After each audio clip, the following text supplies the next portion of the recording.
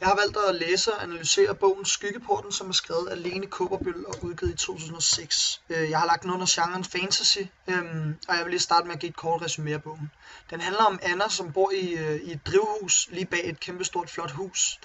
Hun bor sammen med sin far i det her drivhus, som siger til hende, at hun ikke må gå ind i det her store flotte hus. Og Annas mor, hun er forsvundet, da hun var 7 år gammel. Anna, hun er 14 år nu. Men da hun var 7 år gammel, der forsvandt hendes mor, og ingen ved rigtig, hvor hun er.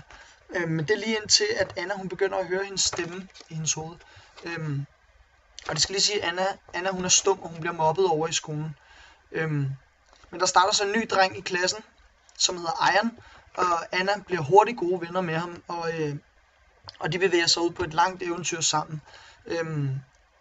Anna, hun vælger at gå ind i det her store hus, fordi hun føler, at hendes mor kalder på hende derindefra. Hun tager derind sammen med Aya, når de finder ud af, at der er en skakt, hvor der skal bruges en nøgle til. Og hun tænker sig om, og hun finder ud af, at hendes far går rundt med en nøgle rundt om halsen, og hun vælger så at stjæle den fra ham og prøve den i skakten, og den passer, og de ryger ned i skakten. Og så ryger de ind i noget, der hedder Natlandet, og det er her, den magiske verden, den åbner sig. Og i Natlandet, der er det en, der hedder Nera, som hersker over mørket. Og hende og Nera, det er i virkeligheden Annas mor. Men det er så ikke hende, der har været mor for hende. Hende, der kalder inde i hendes hoved, det er en, der hedder Kara, som hende og Nera holder til fange. Så Anna og Ayans opgave, det er nu at bekæmpe mørket i det her natland, og dræbe hende her Nera, og dermed befri Kara. Og de går igennem en masse udfordringer, og det ender med, at de får dræbt Nera og befriet Kara. Og det hele ender selvfølgelig rigtig godt, da det er en lidt børnebog, og det ender med, at Anna hun får stemme igen, og at hende og Ayan bliver kærester. Nu vil jeg lave en lille personkarakteristik, og jeg vil starte med Anna, som jo er hovedpersonen i historien. Anna er en 14-årig pige, som er modig. Hun er ikke bange for mørket, altså mørket er faktisk et ret vigtigt element i den her historie. Hun er stum, og hun kommunikerer med folk ved at lytte på, hvad de siger, og derefter skrive ned, hvad det er, hun vil sige på enten sin mobil eller et stykke papir. På grund af, at hun er stum, så tænker hun rigtig meget, og vi gennemlever rigtig meget af historien igennem hendes tanker. Det vil sige, det er hendes perspektiv, vi følger historien igennem. Det er igennem hendes tanker og hvad hun siger. Hun er meget optaget af hendes mors forsvunden, selvom det er 7 år siden, og hun begynder at høre det her råb efter hjælp fra hendes mor, og hun tror, hun er ved at blive sindssyg. Men det gør, at hun sådan, går målrettet efter at finde hendes mor, og ikke rigtig tager sig af andre ting. Derudover så Anna, hvad der i Natlandet bliver betegnet som en solsanger.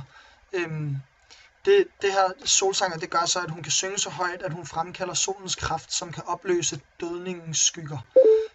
Og dødningens skygger, det er så det modsatte af solsanger. Det er ligesom den her kontrast, der er i sådan nogle her fantasy-historier. Der er det gode mod det onde, hvor solen den ligesom repræsenterer det gode, og skyggerne de repræsenterer det onde.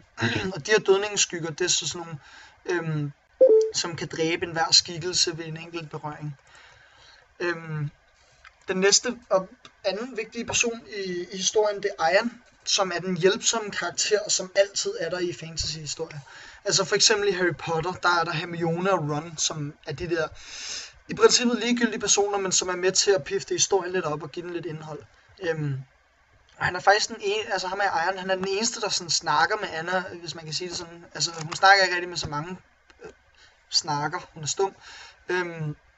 Men han er egentlig en rimelig ligegyldig karakter. Han er der bare hele vejen igennem.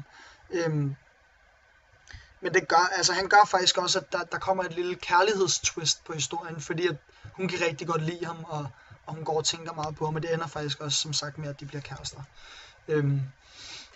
Den tredje person, jeg vil fortælle lidt om, det er Annas far, Adam. Han spiller ikke en specielt stor rolle igennem historien. Han bliver ved med at sige til Anna, at hun ikke skal opsøge sin mor, og det er strengt forbudt at gå ind i det her store hus, som de engang har boet i. Men hun undlader dog at fortælle, hvorfor.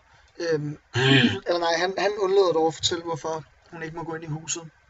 Men man får lidt opfattelsen af, at han godt ved, hvorfor det er, at hun ikke skal gå ind i huset. Han ved åbenbart godt, hvor hendes mor er, og hvad der egentlig sker. Han ved, man kunne godt forestille sig, at han ved noget om det her natland her. Og så er der mange andre små biroller, som der ikke, altså det er ikke så vigtigt at tage fat i dem. Der er sådan noget som Kara og Nera, som er hendes rigtige mor, og hendes, hvad kan man sige, den mor, den som er mor for hende, selvom hun ikke er der. De spiller en stor rolle i forhold til historien, men man oplever ikke nogen persontræk. Altså man ved bare, at Kara er Annas mor, og dermed er målet for hele historien. Det er hende, hun sådan skal befri, ikke? Og Nera er den onde modstander, som skal forhindre dette. Igennem bogens forløb oplever vi også en masse modsætninger. Og der er jo det er jo som sagt en bog inden for fantasy-genren, /eventyrgenren, hvor i der som regel er den modsætning, der hedder god versus ond. Og i den her bog er der selvfølgelig også tilfældet. Den her modsætning, den spiller faktisk en ret stor rolle igennem Skyggeporten. Det ligger faktisk allerede i navnet Skyggeporten, som jo skygge, det repræsenterer det onde, ikke? Anna er vores hovedperson, og som man nok godt kan regne ud, så er det hovedpersonen, der repræsenterer det gode. I hvert fald i det her tilfælde.